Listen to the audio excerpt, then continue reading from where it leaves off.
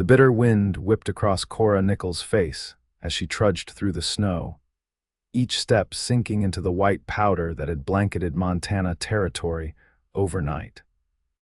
February 1878 was proving to be the harshest winter she'd experienced since arriving out west 3 years prior. But the letter tucked inside her coat pocket was worth braving the elements. The shortcut across the frozen Powder River would save her nearly an hour's journey back to the modest homestead she'd been struggling to maintain since her father's passing last autumn. At 22, Kora had learned to be resourceful, but even her determination couldn't make the land yield enough to keep the bank satisfied. The letter from her cousin in Bozeman offered hope work as a seamstress that might provide enough income to save her family's land. Kora stepped cautiously onto the ice-covered river, testing its strength before committing her full weight. The surface had been solid for weeks, with temperatures rarely rising above freezing. She'd made it halfway across when a deep, ominous crack echoed through the air. Kora froze, her heart hammering against her ribs as she desperately scanned for the safest path to shore. One tentative step. Another. The ice groaned beneath her weight. Panic surged through her veins as she quickened her pace, but it was too late. With a sickening crack, the river ice broke beneath her feet, plunging her into the frigid water below. The shock of the cold stole her breath. Her sodden skirts dragged her downward as the current pulled at her body. Kora clawed frantically at the jagged edges of ice, her fingers numb and clumsy. Her lungs burned with the need for air as she fought to keep her head above water. Hold on. A deep voice called from the riverbank. Through water-blurred vision, Kora saw a man sprinting toward her, a lasso in hand. He moved with purpose, finding stable ground near the break in the ice before casting the rope her way. It landed just beyond her reach, and with one desperate lunge, she grabbed hold of the rough hemp. The man pulled steadily, his stance wide and powerful as he dragged her toward solid ice. "Hang on, madam. I've got you." Kora clung to the lifeline, her body scraping painfully against the broken ice shelf until finally, the stranger's strong arms hooked under hers, hauling her from the water's deadly embrace. She collapsed against him, shaking violently as frigid water streamed from her clothes. "Zo cold," she stammered through chattering teeth. "Name's Zachariah Jones," he said, swiftly removing his heavy coat and wrapping it around her trembling shoulders. "But folks call me Zach." "You're going to be all right now." Kora could barely focus on his face through her violent shivering, just the impression of weathered features beneath a wide-brimmed hat, and concerned eyes the color of warm whiskey. "Need to get you warm," Zach muttered, scooping her into his arms as though she weighed nothing. "My cabin's just beyond that ridge. Can you hold on?" Kora managed a jerky nod, her freezing body instinctively curling against his warmth as he carried her through the snow. Her consciousness flickered like a candle flame in a draft, as Zach strode purposefully toward a small log cabin nestled among a stand of pines. Inside, he wasted no time setting her near the hearth and stoking the banked fire to a roaring blaze. "Those wet clothes need to come off," he said matter-of-factly, turning to rummage through a trunk. "I've got some dry things, not proper for a lady, but they'll keep you from freezing to death." Kora's trembling hands couldn't manage her buttons, and shame colored her cheeks as Zach knelt before her. "I won't look more than necessary," he promised, his voice gentle as he helped her from the sodden garments, his movements efficient and respectful. He handed her a flannel shirt and woolen trousers before turning his back to allow her what privacy he could. Once she'd changed, he wrapped her in several blankets and placed a steaming mug of coffee in her hands. The heat seeped into her palms, gradually returning sensation to her fingers. "Thank you," she whispered, her voice still unsteady. "I don't know what would have happened if you hadn't been there." "I reckon we both know what would have happened," he replied grimly. "Wasn't chance that brought me there, though. I was tracking a mountain lion that's been after my cattle. Saw you from the ridge." As warmth slowly returned to her body, Kora took in her surroundings. The cabin was small but tidy, with simple furnishings that spoke of a solitary life. A few books were stacked on a rough-hewn table, and various tools hung from pegs on the wall. Outside, the wind howled with renewed fury as daylight began to fade, storms picking up, Zach observed, peering through the single window. "You'll have to stay the night, miss." "Nichols, Kora Nichols," she supplied, clutching the blankets tighter. "I live about 3 miles east, past Cottonwood Creek." Recognition flashed in his eyes. "Samuel Nichols' daughter, heard he passed last fall. My condolences. You knew my father, not well, sold him a horse once. Honest man." Zach moved to the small stove in the corner, adding more wood, before lifting the lid on a pot that filled the cabin with the aroma of simmering stew. "You hungry?" Kora nodded, suddenly aware of the hollow feeling in her stomach. The terror of nearly drowning had pushed aside all other sensations, but now her body reminded her she hadn't eaten since breakfast. While Zach prepared their meal, Kora studied him surreptitiously. He moved with the easy grace of a man comfortable in his own skin, lean but strong, with calloused hands that spoke of hard work. His face was sun-bronzed and wind-weathered, but she guessed he wasn't much older than her own 22 years, perhaps 26 or 27. "How long have you been out here?" she asked as he handed her a bowl of fragrant stew. "Bought this parcel 3 years back," he replied, settling into a chair across from her. "Came west from Pennsylvania after the war, didn't much care for city life afterward. You fought in the war?" Kora asked, surprised by his relative youth. A shadow crossed his face. "Last year of it, lied about my age, was 16 when I enlisted, 17 at Appomattox." The revelation made Kora recalculate he was older than she'd initially thought, perhaps 30 or so. The war had aged many men before their time. "And you've been alone out here since?" Zach nodded, his expression guarded. "Suits me fine. 60 head of cattle, 3 good horses, and land of my own. A man can't ask for much more." He paused, stirring his stew thoughtfully. "What about you?" "Planning to sell your pa's place." Kora's fingers tightened around her spoon.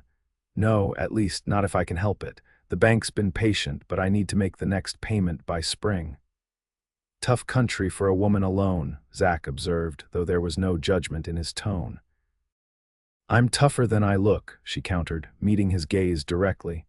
"Or at least, I was until I decided to take a swim in February." A surprised laugh escaped him, crinkling the corners of his eyes. "Reckon you are at that." As night settled fully around the cabin, Kora found herself strangely comfortable in this stranger's presence. There was something reassuring about Zachariah Jones, a steadiness that reminded her of her father. "You take the bed," he insisted when it came time to sleep. "I'll make do by the fire." Too exhausted to argue, Kora accepted his offer, drifting into a dreamless sleep to the sound of the wind and the occasional crack of the settling fire. Morning arrived with clear skies and a blanket of fresh snow.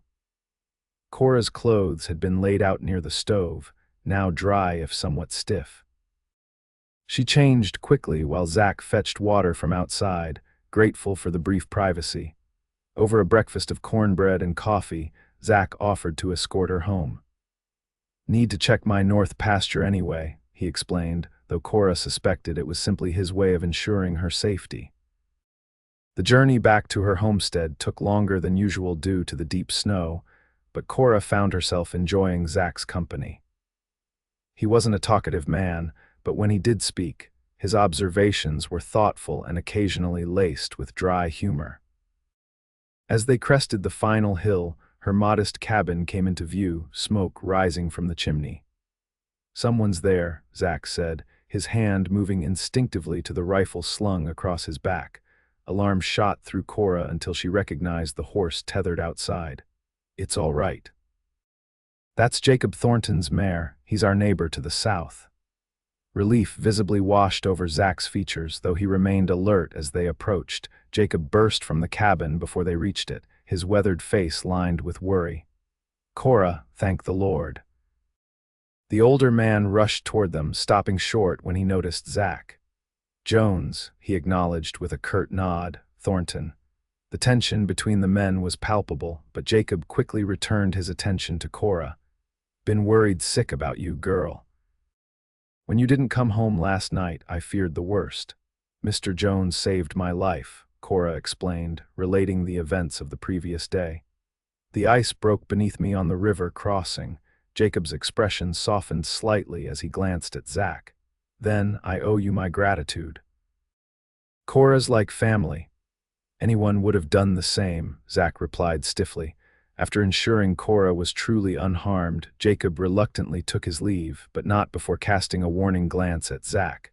"I'll be checking in tomorrow," he said pointedly. Once they were alone, Kora turned to Zach.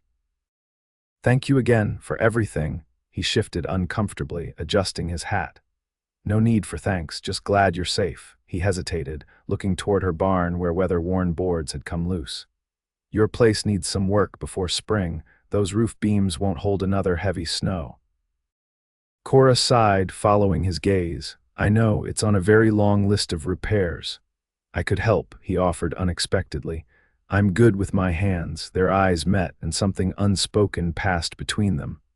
"I'd be grateful," Kora said softly. True to his word, Zach returned 3 days later with tools and lumber loaded in his wagon. Kora watched from the porch as he methodically repaired her barn roof, working with efficient precision. "Why are you doing this?" she asked when she brought him water at midday. Zach paused, wiping sweat from his brow despite the chill. "Because it needs doing," he said simply. But as the weeks passed and winter slowly relinquished its grip on the land, Zach's visits became more frequent. He helped with the spring plowing, mended fences, and taught Kora better ways to manage her small herd of cattle. Jacob Thornton viewed these developments with open suspicion. "That man's got a past, Kora," he warned one evening as they sat on her porch. "Folks say he rode with Quantrill's raiders during the war." "He was 16 when the war ended," Kora defended, though doubt crept into her heart. "William Quantrill's Confederate guerrillas were notorious for their brutality." "Age doesn't prevent a man from doing terrible things," Jacob insisted. "Just be careful." The next time Zach came by, Kora found herself watching him more carefully, searching for signs of the violent man Jacob had described. But all she saw was someone who worked hard, spoke honestly, and treated her with unfailing respect. "Why did you really come west after the war?" she finally asked as they shared a simple supper one evening in late April. Zach stilled, his fork halfway to his mouth. For a long moment he said nothing, and Kora feared he might leave without answering. "I killed men during the war," he finally said, his voice hollow. "Some in battle, some not. The lines got blurred toward the end." He set down his fork, meeting her gaze with unflinching honesty. "I did ride with Quantrill for a time, not proud of it. Was young, angry about my brother dying at Gettysburg." He swallowed hard. "Came west to start clean, to be the kind of man my pa raised me to be before hate twisted everything." The confession hung between them like smoke, heavy and acrid. "Thank you for telling me the truth," Kora said quietly.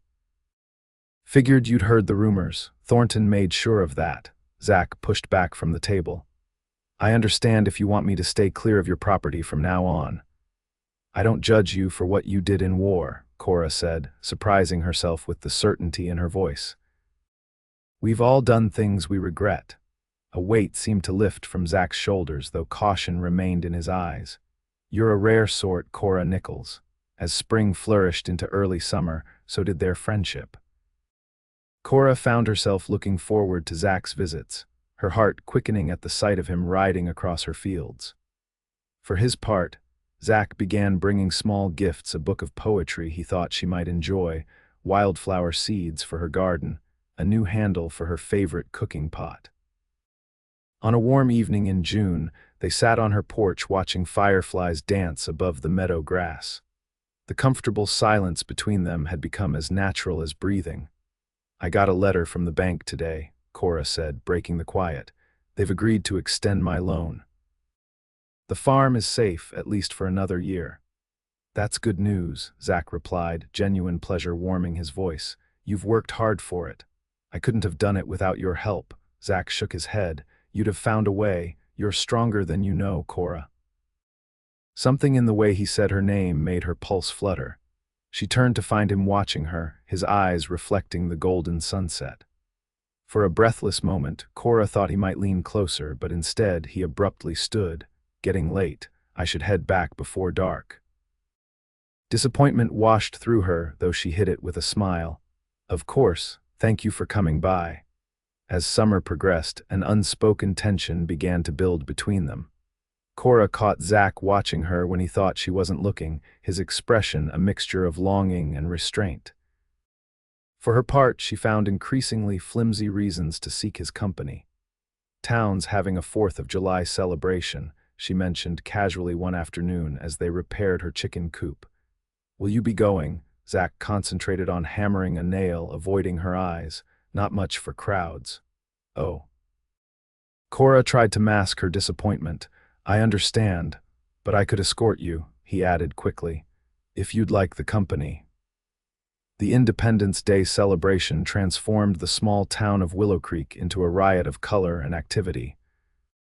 American flags hung from every building, and tables laden with food lined the main street. A makeshift dance floor had been constructed in the town square, where a small band played lively tunes.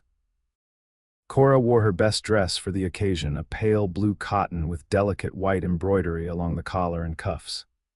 When Zach arrived to collect her, freshly shaved and wearing a clean black coat, his appreciative gaze made her blush. You look beautiful, he said simply. In town, Kora was acutely aware of the curious glances they received.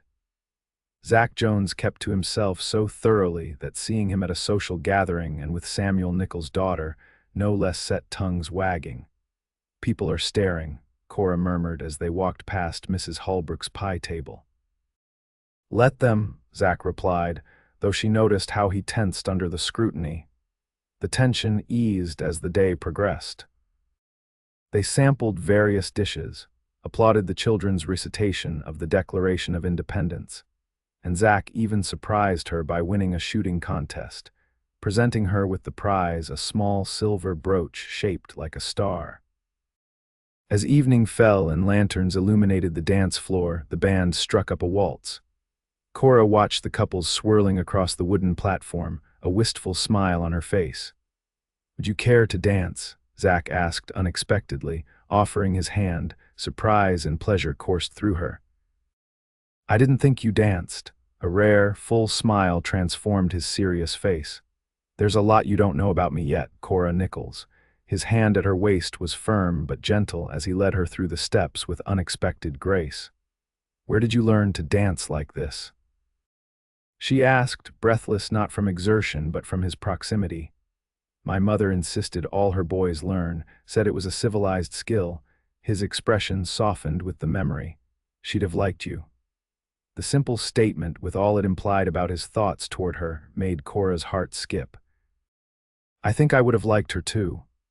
As they danced, the rest of the celebration seemed to fade away. There was only the music, the warmth of Zach's hand against hers, and the growing certainty that what she felt for this complicated man was far deeper than friendship. The spell was broken by Jacob Thornton's angry voice cutting through the music. Jones, a word. Zach stiffened, his hand tightening briefly on Kora's waist before he stepped back. Stay here, he instructed quietly before moving to where Jacob stood at the edge of the dance floor. Kora watched anxiously as the two men spoke, Jacob's gestures becoming increasingly agitated. Though she couldn't hear their words, the confrontation was drawing attention. Unable to stand by, she moved toward them, arriving in time to hear Jacob's accusation. Everyone knows what kind of man you are, Jones. A killer, a raider. And now you're trying to take advantage of an innocent girl who doesn't know better. That's enough, Jacob, Kora interjected firmly. You have no right to speak to Mr. Jones that way. Kora, stay out of this, Zach warned, his voice tight with controlled anger. I'm trying to protect you, Jacob insisted, his weathered face flushed. Your father would never approve of you associating with his kind. My father taught me to judge people by their actions, not rumors, Kora retorted. And Zachariah Jones has shown me nothing but kindness and respect. By now, a small crowd had gathered, watching the confrontation with undisguised interest. Zach's jaw clenched as he surveyed the onlookers. "This isn't the place," he said tersely. "Kora, I think it's time I took you home." The ride back to her homestead was silent, the festive mood thoroughly shattered. When they reached her cabin, Zach helped her down from his wagon but made no move to follow her to the porch as he usually did. "I apologize for the evening ending this way," he said stiffly. "It wasn't your fault," Kora replied, distressed by the distance she felt growing between them. Jacob had no right to say those things. He wasn't entirely wrong. Zach's voice was hollow. "My past is what it is, Kora. And it follows me, no matter how far I ride." He gathered the reins, preparing to leave. "Maybe it's best if I don't come around for a while." Panic flared in Kora's chest. "Is that what you want?" "What I want doesn't matter." His knuckles whitened around the reins. "Your reputation in this town matters. Your future matters." "And what about my heart?" The words escaped before she could stop them. "Doesn't that matter too?" Zach went utterly still, his eyes finding hers in the moonlight. "Kora," he said, her name almost a prayer on his lips. "I love you, Zachariah Jones," she continued, courage building with each word. "I don't care what anyone says about your past. I know who you are now. The man who pulled me from that freezing river. The man who fixes my fences and brings me poetry and treats me like I'm something precious." She stepped closer to the wagon, looking up at him earnestly. "If you don't feel the same, tell me now and I'll never speak of it again, but don't you dare leave because you think it's what's best for me." For one terrible moment, Zach said nothing, his expression unreadable in the shadows. Then, with a fluid movement, he was off the wagon and standing before her, his hands cupping her face with exquisite tenderness. "I've loved you since I pulled you from that river," he confessed, his voice rough with emotion. "Soaking wet and shaking with cold, you still had more fire in your eyes than anyone I'd ever seen." His thumbs traced gentle arcs across her cheeks. "But loving someone means wanting what's best for them, and I'm not sure that's me, Kora." "Then you're a fool," she whispered, rising on her toes to press her lips to his. The kiss was tentative at first, a question asked and answered in the meeting of their lips.